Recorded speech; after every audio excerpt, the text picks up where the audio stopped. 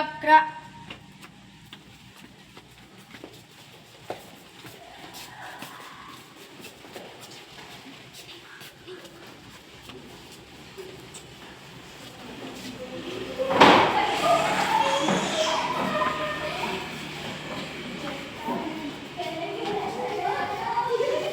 Warahmatullahi wabarakatuh. Waalaikumsalam warahmatullahi wabarakatuh. Kabar anak-anak? Baik. Alhamdulillah. Luar biasa. Allahu Akbar. Tepuk semangat.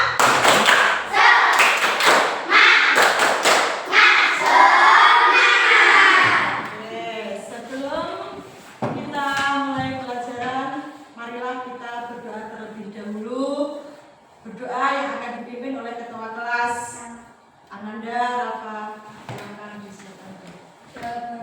Mulai. Bismillahirrahmanirrahim. Raditu billahi rabban wa bil islami dinan wa bil muhammadin nabiyyan wa rasulan. Rabbi zidni ilma warzuqni amin. Terima kasih.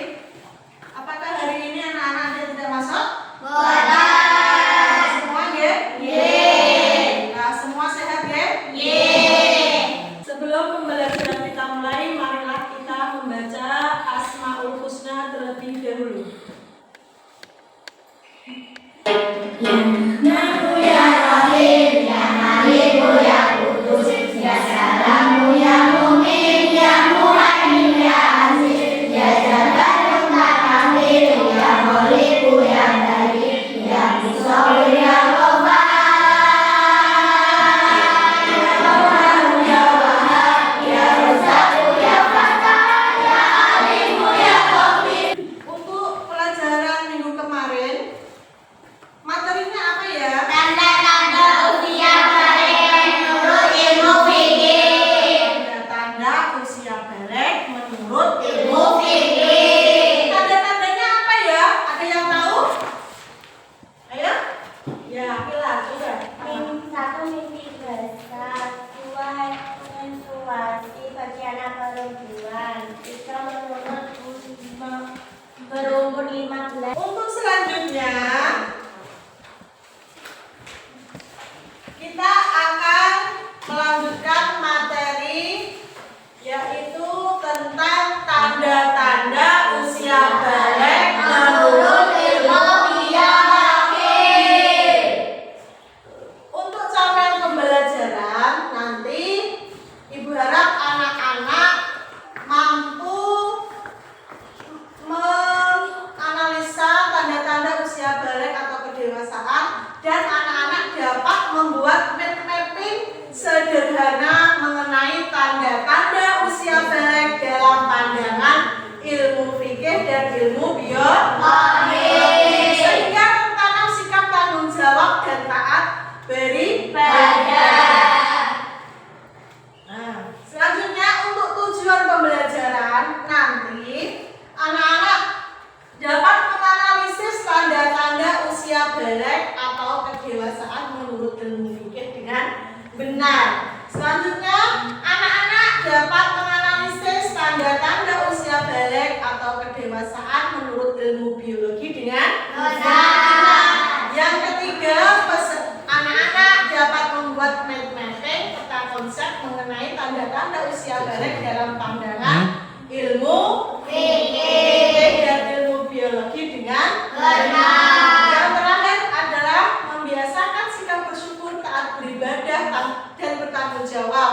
Yang terakhir, peserta didik dapat menunjukkan kebiasaan berperilaku taat beribadah dan berserah diri kepada Allah Subhanahu wa Ta'ala. Nah, sekarang tanda-tanda balik menurut ilmu biologi untuk anak perempuan. Ayo coba dibaca. Ananda Rara, dibaca. Mengalami haid atau menstruasi. Dua,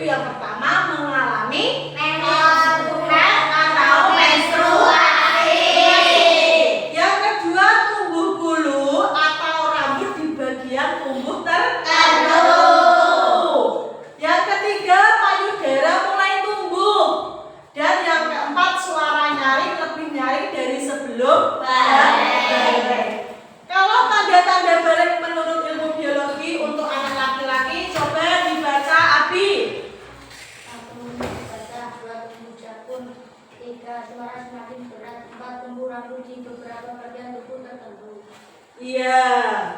Nah, kalau untuk anak laki-laki, tanda-tanda baliknya yaitu yang pertama mimpi basah. Yang kedua tumbuh jangkung. Tumbuh jangkung itu apa, Cam?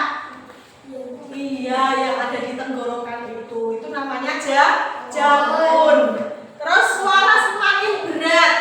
Biasanya nek wis bar sunat, suaranya malah gede. Ya. Terus yang keempat, tumbuh rambut di beberapa bagian tubuh tertentu. Doa sebelum belajar. Rabbi zidni ilma warzuqni fahma. Ya Allah, tambahkanlah aku ilmu dan berikanlah aku rizki akan kepahaman.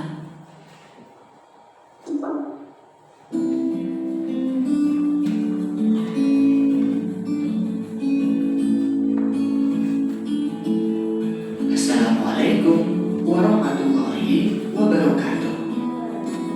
Halo sahabat soleh, kita belajar materi PAI kelas 4 bab 4 subbab yang kedua. Tanda-tanda balik atau dewasa dalam pandangan ilmu biologi. Sahabat soleh, kamu telah mempelajari tanda-tanda balik dalam pandangan ilmu fikih. Nah, selanjutnya kita akan belajar bagaimana pandangan ilmu biologi tentang tanda-tanda remaja yang memasuki masa muda atau masa balik. Tahukah kalian ilmu biologi? Biologi ialah ilmu yang mempelajari tentang keadaan atau sifat makhluk hidup seperti manusia, binatang, dan tumbuhan. Biologi secara khusus dan mendalam mempelajari perkembangan manusia.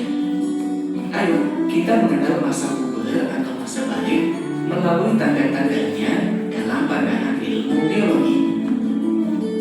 Yang pertama, tanda bagi anak laki-laki. Perhatikan gambar berikut ini. Ada seorang laki-laki remaja. Tahukah kalian, laki-laki memiliki hormon testosteron.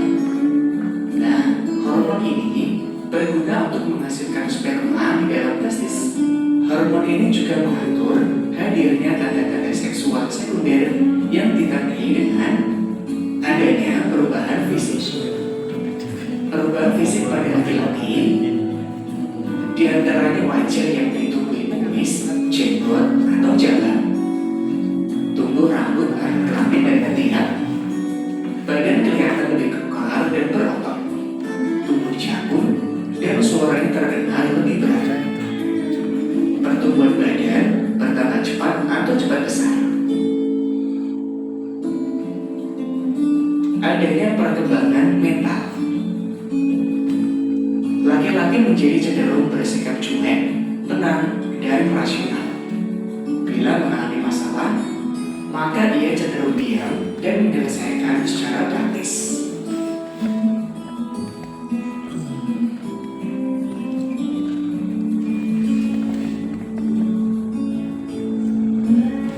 Tanda masa puber bagi perempuan. Amati gambar anak perempuan berikut.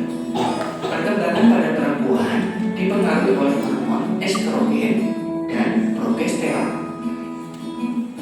Hormon ini berguna untuk mematangkan ovum dan mengatur perkembangan seksual sekunder. Hal ini ditandai dengan perubahan fisik pada perempuan. Di antaranya, pinggul dan payudara yang mulai membesar, tumbuh rambut pada alat kelamin dan ketiak, kulit perempuan jadi lebih halus, pertumbuhan badan bertambah cepat. Kemudian perempuan mengalami menstruasi atau haid. Haid atau menstruasi adalah gugurnya sel telur atau ovum karena tidak dibuahi sperma bersama dengan lapisan dinding rahim. Peristiwa ini ditandai dengan keluarnya darah melalui alat kelamin perempuan. Haid atau menstruasi biasanya terjadi setiap 28 hari sekali. Jadi, jika kalian telah memasuki kamu berkonsultasi dengan ibu kamu. Perkembangan mental perempuan. Setelah dewasa, perempuan menjadi perasaan, ingin dimanja dan diperhatikan. Apabila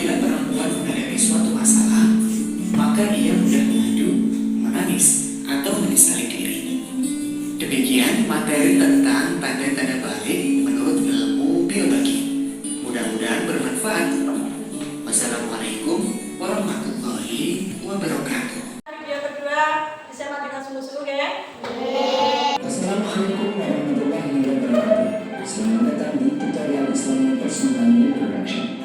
Pada kesempatan kali ini kita akan membahas tentang mandi wajib, mulai dari penyebab-penyebabnya sampai tata cara melaksanakannya. Untuk sebab-sebab mandi wajib ada 6. 3 di antaranya terjadi pada laki-laki dan perempuan.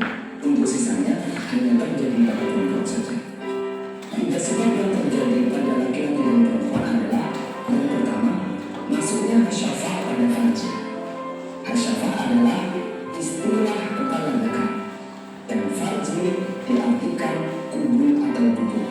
Jadi, mandi menjadi wajib apabila hasyafah masuk pada farji, baik keluar mani atau tidak. Untuk yang kedua, keluar mani, baik disengaja atau tidak, dan dalam keadaan sadar atau tidak.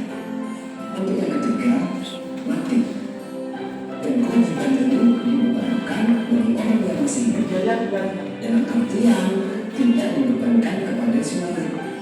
Tentu saja orang yang mati itu dimandikan, bukan diri sendiri.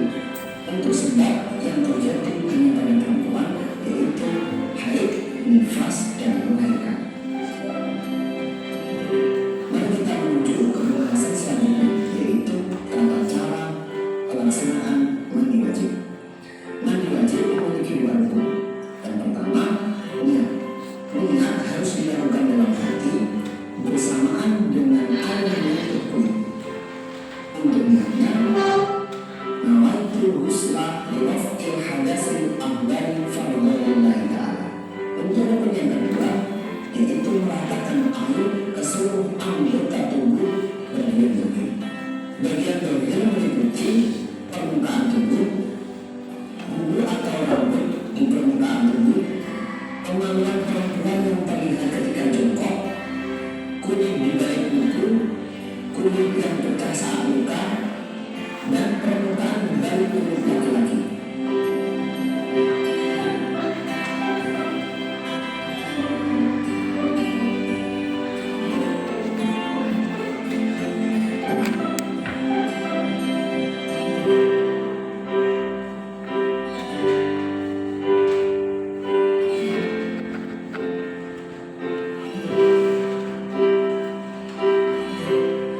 Catatan penting, sebelum meletakkan air ke seluruh anggota tubuh, pastikan tidak ada sesuatu yang dapat menghalangi datangnya air pada kulit, semisal kotoran, atau cat, atau yang lain sebagainya. Dan mandi wajib memiliki kesunahan-kesunahan yang hendaknya untuk dilakukan. Apa saja? Yaitu membaca basmalah, membersihkan kotoran yang terdapat pada bagian tubuh, baik itu najis seperti mani, wadi, atau suci seperti mani. Wudu, mengulangi basmalah sampai 3 kali, memulai dari sisi yang paling kanan dan dimulai dari atas, menggosok seluruh tubuh, menghadap kiblat, mandi di tempat yang aman dari terkena cipratan najis, tidak dimandikan oleh orang lain kecuali ada uzur, membaca 2 kalimat syahadat setelah mati, berkumur-kumur, dan menyerap air ke hidung. Itulah tadi kesunahan-kesunahan yang hendaknya untuk dilakukan. Itu tadi pembahasan tentang mandi wajib. Semoga bermanfaat bagi kita semua. Setelah menyimak video tadi, ini ada tugas untuk membuat tetapi gerak atau menjadi, yaitu tentang tanda-tanda usia balik menurut ilmu biografi.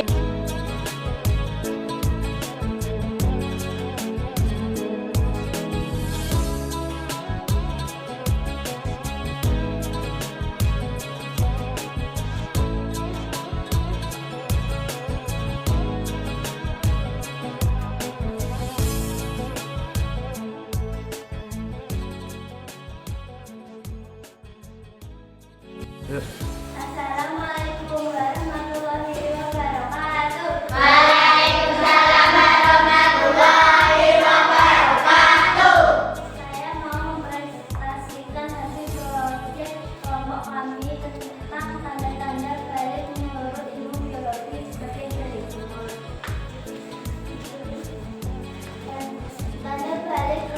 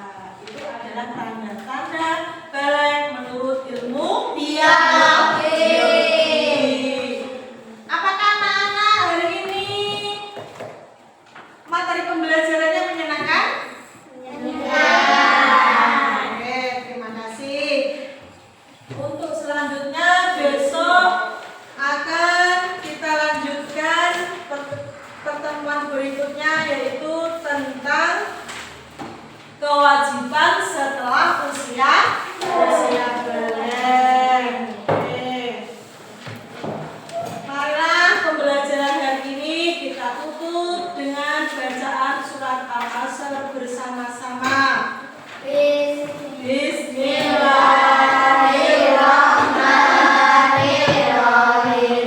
Wal asri innal insana lafi khusrin illa alladzina amanu wa amilus solihati wa tawassaw bil haqqi wa tawassaw bis sabr. Shadaqallahul azim. Terima kasih anak-anak, semoga pembelajaran hari ini membawa ilmu yang bermanfaat dan semoga anak-anak menjadi anak soleh dan solehah.